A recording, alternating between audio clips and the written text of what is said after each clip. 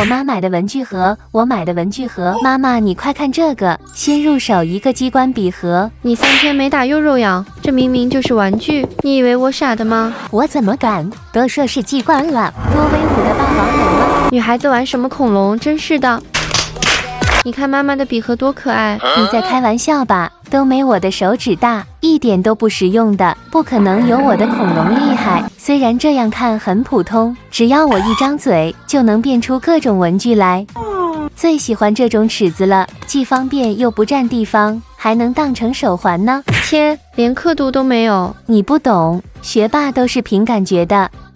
你看我的多迷你，放书包都不占地方，肯定有很多人都觉得是假的。那我就来证明一下吧。天啊，一眼假！说你土没见识，你还不承认？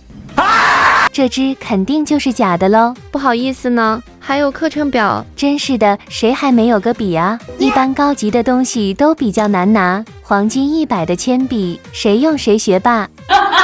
还没完呢，肚子里还有秘密。普通的文具哪里有配这个？必备的橡皮擦，可能再也找不到第2个了。重点放桌上就显得厉害，谁都不敢欺负你。说的跟真的一样哦。我的橡皮擦还是冰淇淋的，虽然笔都是摆设，实用的东西也不少啊。特别结实的尺子，虽然我小，我也很能装，本子都能塞得下，还能当成手机支架。